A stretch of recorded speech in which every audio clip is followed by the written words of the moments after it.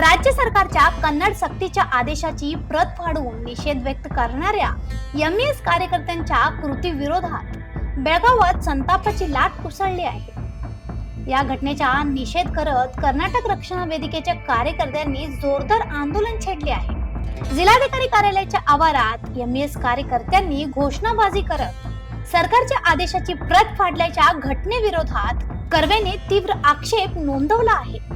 कर्वेचे अध्यक्ष नारायण गौडा यांच्या नेतृत्वाखाली एमईएस कार्यकर्त्यांवर कठोर कारवाईची मागणी करत शहरातील पोलीस अधीक्षक कार्यालयापासून जिल्हाधिकारी कार्यालयापर्यंत निषेध मोर्चा काढण्यात आला।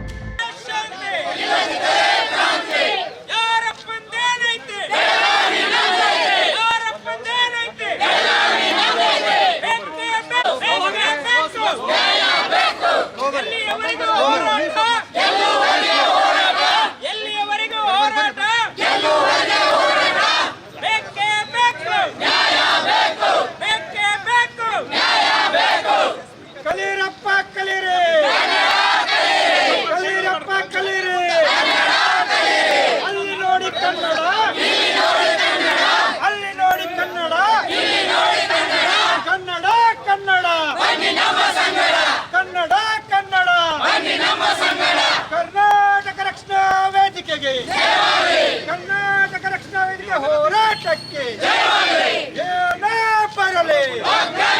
ಬರಲಿ ಎಲ್ಲಿವರೆಗೆ ಹೋರಾಟ।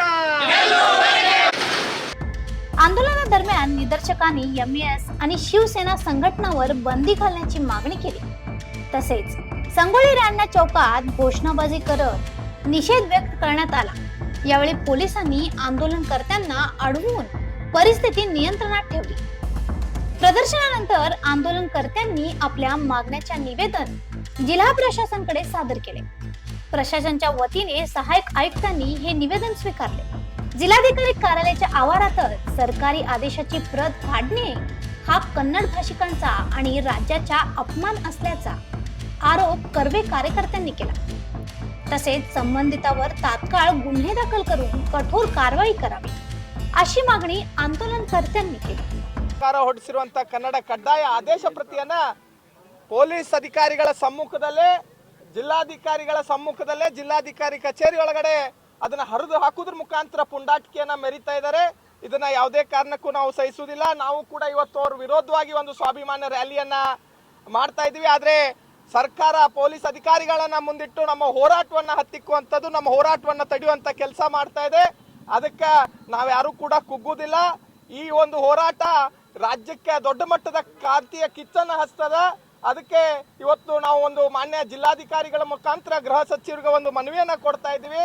ಏನು ಪದೇ ಪದೇ ಖ್ಯಾತಿಯನ್ನ ಮಾಡ್ತಾ ಇರುವಂತ ಮಹಾರಾಷ್ಟ್ರ ಏಕೀಕರಣ ಸಮಿತಿ ಮತ್ತು ಶಿವಸೇನೆಯ ಗುಂಡಾಗಳನ್ನ ಆ ಸಂಘಟನೆಯನ್ನ ರಾಜ್ಯದಿಂದ ನಿಷೇಧ ಮಾಡಬೇಕು, ಮತ್ತೆ ಅವ್ರ ಮೇಲೆ ಗುಂಡಾ ಕಾಯ್ದೆ ಅಡಿ ಗಡಿಪಾರ್ ಮಾಡಬೇಕು ಅಂತ ಹೇಳಿ ಒತ್ತಾಯ ಮಾಡ್ತಾ ಇದ್ದೀವಿ। ಜೊತೆಗೆ ಇವತ್ತು ಹರಿದಾಕಿರುವಂತ ಈ ಕನ್ನಡ ಕಡ್ಡಾಯದ ಆದೇಶ ಪ್ರತಿಯನ್ನ ಯಾರು ಮಾಡಿದ್ದಾರೆ ಅಂತ ಕಿಡಿಗೇಡಿಗಳನ್ನ ತಕ್ಷಣವೇ ಪೊಲೀಸ್ ಇಲಾಖೆ ಅಧಿಕಾರಿಗಳು ಅವ್ರನ್ನ ಬಂಧಿಸಿ ಜೈಲ್ಗಟ್ಟುವಂತ ಕೆಲಸ ಮಾಡಬೇಕು। ಮತ್ತೆ ಇವತ್ತು ಏನು ಈ ಒಂದು ಉದ್ದಟತನವನ್ನ ಮೆರೆದಿದ್ದಾರೆ ಈ ಎಂಇಎಸ್ ಎಲ್ಲರನ್ನು ಮೇಲೂ ಕೂಡ ಪ್ರಕರಣವನ್ನ ದಾಖಲಿಸಿ ಜೈಲ್ಗಟ್ಟುವಂತ ಕೆಲಸ ಮಾಡಬೇಕು।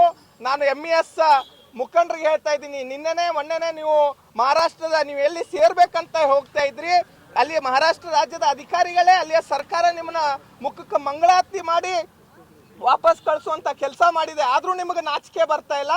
ಇನ್ನಾದ್ರೂ ಕೂಡ ಎಚ್ಚೆತ್ಕೊಂಡು ಇನ್ನಾದ್ರೂ ಕೂಡ ನೀವು ಸುಧಾರಿಸಿ ಯಾವ ರಾಜ್ಯದೊಳಗಿದ್ದೀರಿ, ಯಾವ ರಾಜ್ಯದ ಅನ್ನವನ್ನ ಉಣ್ತೀರಿ, ಆ ರಾಜ್ಯದ ಭಾಷಿಕರಾಗಿ ಇಲ್ಲಿಯ ಕನ್ನಡಿಗರಾಗಿ ಬದುಕ್ರಿ ಅಂತ ಹೇಳಿ ನಿಮಗೆ ಒಂದು ಎಚ್ಚರಿಕೆಯನ್ನ ಕೊಡ್ತಾ ಇದೀವಿ। ಇದೇ ರೀತಿ ಮುಂದುವರಿತು ಅಂತಂದ್ರೆ ನಾವ್ಯಾರು ಕೂಡ ಸಹಿಸುವುದಿಲ್ಲ।